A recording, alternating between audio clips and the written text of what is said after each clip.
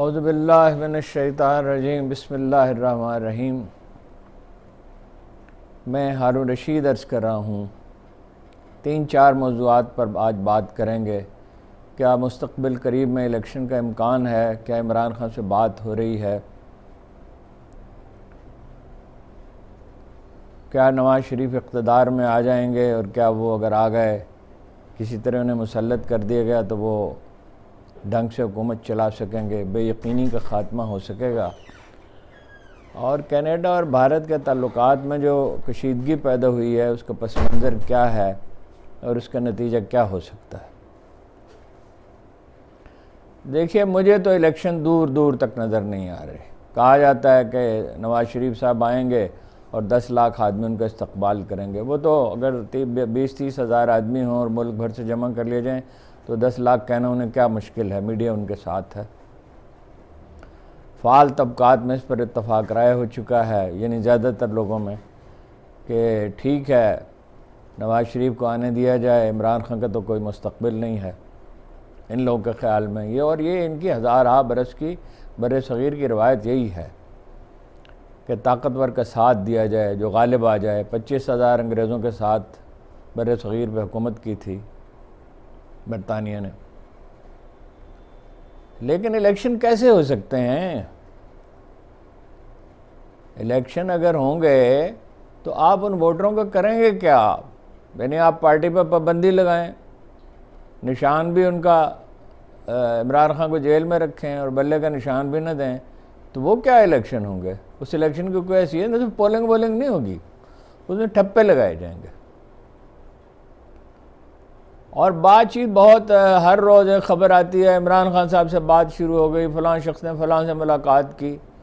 کوئی بات چیت نہیں ہو رہی ہے، بات چیت کا کوئی ارادہ ہی نہیں ہے۔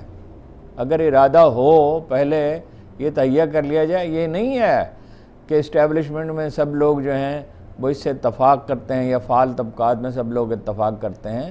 ظاہر ہے کنفیوژن وہاں بھی ہے، کوئی راہ عمل واضح نہیں ہے۔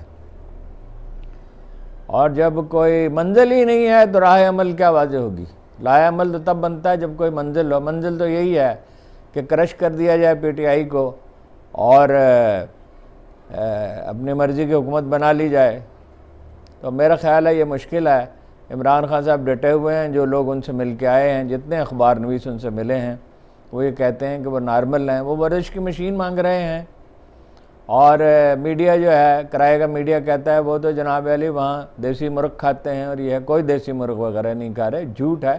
ایک آدھ دفعہ دے دیا ہوگا، ایک آدھ دفعہ مٹن دے دیا ہوگا اپنی اخلاقی پوزیشن ٹھیک رکھنے کے لیے، لیکن 186 جعلی مقدمے آپ نے بنائے ہیں۔ اور یہ جو واقعہ ہوا ہے عباد فاروق صاحب والا، تو اس کے بعد بھی اگر لوگوں کو یہ شبہ ہے کہ پی ٹی آئی کو کوئی سہولت دی جا سکتا ہے، کوئی نرمی ان کے ساتھ کی جا سکتی ہے، کوئی انصاف ہو سکتا ہے ان کے ساتھ، تو تعجب کی بات ہے۔ وہ جنازے کے لیے لایا گیا باپ کو، اور اس حالت میں اس نے جنازہ پڑھا کہ پیچھے سے ایک صاحب نے ان کی شلوار پکڑ رکھی تھی۔ یہ جنازہ ہو رہا ہے۔ یہ شریف خاندان کے ساتھ تو یہ سلوک کبھی نہیں ہوا۔ اتنی لوٹ مار انہوں نے کی، نوچ کے کھایا۔ زرداری کے ساتھ تو یہ سلوک تو کبھی نہیں ہوا تھا۔ 1000 پولیس والے ڈپلائی کیے گئے اور جنازے کے فوراً بعد انہیں لے جایا گیا۔ اس معاملے کو سمجھنا چاہیں تو ان کی دادی کا انٹرویو دیکھ لیں، عمیر کی دادی کا انٹرویو دیکھ لیں کہ انہیں پکڑ کے وہ غائب ہو گئے۔ ان کا خیال تھا کہ پکڑ کے لے گئے ہیں، اور وہ آتے تھے گھر میں اور ہراساں کرتے تھے اور کہتے تھے کہ عباد فاروق کہاں ہیں؟ وہ کہتے تھے آپ لے گئے، ہمیں کیا پتہ ہے۔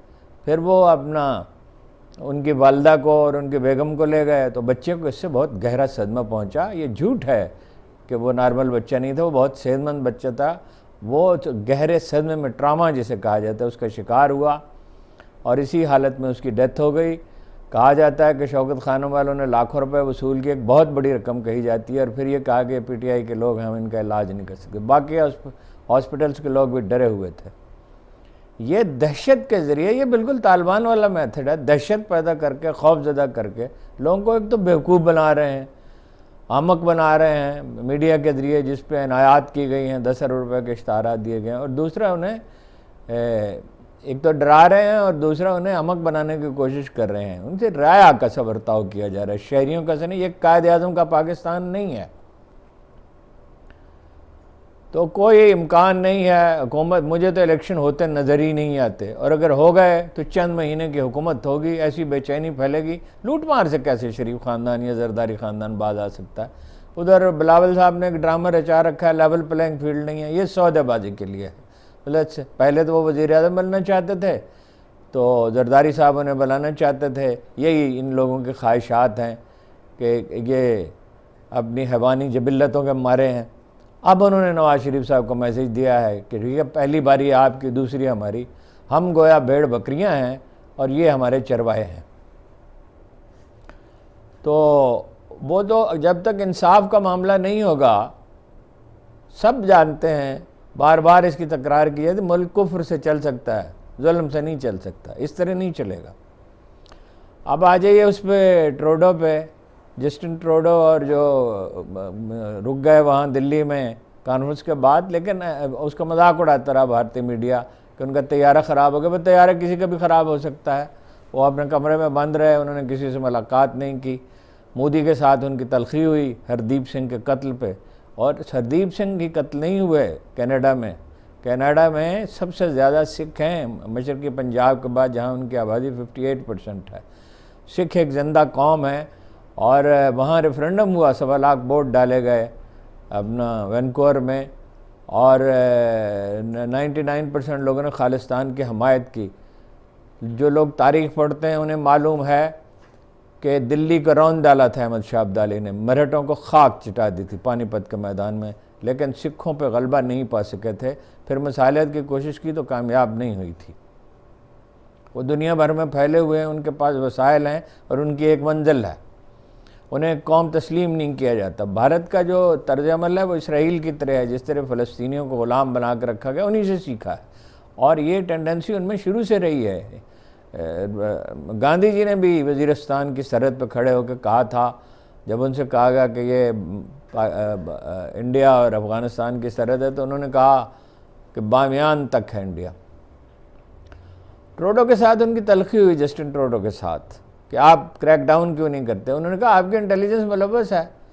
اچھا، اب وہ تعلقات میں کوئی گہری دراڑ نہیں آئے گی، بدمزگی ہوگی، اس لیے کہ چین چیلنج ہے، یورپی یونین، کینیڈا، امریکہ کے ساتھ ہیں چین کے گھیراؤ میں، اور اسی لیے پاکستان پر دباؤ بھی ہے، یہ بھی ایک وجہ ہے۔ تو کوئی $50 بلین کی انویسٹمنٹ ہے ان کی کینیڈین کمپنیوں کی، اور $8 بلین کی ٹریڈ ہے۔ لیکن بہرحال یہ خالصتان کا مسئلہ تو حل نہیں ہو سکتا۔ طاقت کے نشے میں بدمست بھارتی جو سمجھتے ہیں کہ ان کی معیشت جو ہے، جو اب بھی 5 نمبر پہ ہے کہ دوسرے تیسرے نمبر پہ آ جائے گی، وہ اسی نشے میں بدمست فیصلے کرتے رہیں گے۔ جینوسائیڈ واچ یہ کہتی ہے، جس نے روانڈا میں قتل عام کا مشاہدہ کیا تھا، اور اس کے بعد یہ تنظیم جو ہے زیادہ متحرک ہوئی تھی، وہ کہتے ہیں کہ بھارت خانہ جنگی کی دہلیز پہ کھڑا ہے، وہ تمام عوامل موجود ہیں، ہیٹ سپیچ ہیں، اور ہندو راج کا فلسفہ ہے، وہ جو کبھی اقلیت میں تھے اب اکثریت میں ہیں۔ تو کشیدگی تو آئے گی، لیکن یہ ہے کہ تحریک بھی جاری رہے گی۔ صرف ہردیپ سنگھ قتل نہیں ہوئے، پاکستان میں ایک سکھ لیڈر کو قتل کیا گیا، لندن میں ایک سکھ لیڈر کو قتل کیا گیا، لیکن مغرب کو، جس میں کینیڈا شامل ہے، بھارت کی ضرورت ہے۔ ہمارے ہاں یہ ہے کہ اصل مسئلہ ذہنی الجھاؤ کا ہے۔ قرآن مجید کہتا ہے جب تم الجھ جاؤ تو اہل علم کے پاس جاؤ، اہل ذکر کے پاس جاؤ، لیکن ابھی لوگ اپنی مسل پار آزما رہے ہیں۔ بار بار میں ایک بات عرض کرتا ہوں کہ ملک اس طرح نہیں بچتے، ملک اس طرح ترقی نہیں کرتے۔ ملک کو عدلیہ، نظام انصاف چاہیے، اچھی پولیس چاہیے، اچھی عدلیہ چاہیے، اچھی سول سروس چاہیے، اور اچھی FBR چاہیے۔ اس کا تو کوئی نام ہی نہیں لیتا۔ پولیس اور بگڑ رہی ہے، عدلیہ مزید زوال پذیر ہے، سول سروس جو ہے وہ بالکل نکمی، نکھٹو اور بے حس ہو چکی ہے، اور FBR ڈاکوؤں کا ایک گروہ ہے۔ دوسری طرف اپوزیشن کی، یعنی PTI کی، کوئی حکمت عملی نہیں ہے۔ حکمت عملی رونا، پیٹنا، چیخنا، چلانا، تانے دینا اور برے برے نام رکھنا نہیں ہے۔ قرآن مجید کہتا ہے اہل ایمان کے وصف میں کہ وہ اپنا غصہ پی جاتے ہیں، لوگ ان سے عافیت محسوس کرتے ہیں، وہ ایثار کرتے ہیں خیر تنگ دستوں، اور خوشخبری ہے ان کے لیے جن پہ مصیبت آ پڑے تو وہ کہتے ہیں کہ کوئی بات نہیں، ہم اللہ کے پاس سے آئے ہیں، اللہ نے ہمیں بھیجا اور اس کی طرف ہمیں لوٹ جانا ہے۔ خوشخبری صبر کرنے والوں کے لیے، صبر کا مطلب بے بسی اور لاچاری نہیں ہے، صبر کا مطلب ہے حکمت کے ساتھ جد و جہد۔ رسول اللہ جو دعائیں سکھایا کرتے تھے اس میں سے ایک یہ تھی، یا اللہ مجھے حکمت عطا فرما اور میرا انجام صالحین کے ساتھ کر۔ طاقت نہ آزمائیں، حکمت سے کام لیں۔ مکہ کا ایک دور بھی تھا، صلح حدیبیہ بھی ہوئی تھی، مشرک قبائل سے معاہدے بھی کیے گئے تھے، یہودیوں سے بھی معاہدہ ہوا تھا، یہ الگ بات انہوں نے توڑ ڈالا تھا۔ میں آپ کو پورے وثوق سے کہتا ہوں کہ یہ جو پیریڈ ہے، اس نظام زر و ظلم سے لوگ تنگ آ چکے اور لوگ اس کو بالکل برداشت نہیں کریں گے۔ کوئی دنیا کی بڑی سی بڑی طاقت قوانین قدرت کو نہیں بدل سکتی۔ پیغمبروں کی بھی عظمت اسی میں پوشیدہ تھی، ان پہ تو خیر وہی نازل ہوتی تھی کہ وہ قوانین قدرت کا کامل ادراک رکھتے تھے، اولیاء کی بھی، اور ہمارے عظیم اہل علم کی قوت بھی تھی، کی قوت بھی اسی میں اور مقبولیت اسی میں مضمر تھی۔ اہل بیت کے ساتھ کیا کیا مظالم نہیں ہوئے؟ پھر انہوں نے تشدد کا راستہ اختیار کیا؟ نہیں، انہوں نے تبلیغ کا، صبر کا، تبلیغ کا اور حکمت کا راستہ اختیار کیا۔ یہ کھیل، یہ ناٹک کچھ دن جاری رہے گا، پھر اسی طرح ختم ہو جائے گا جس طرح تمام ناٹک ختم ہو جاتے ہیں۔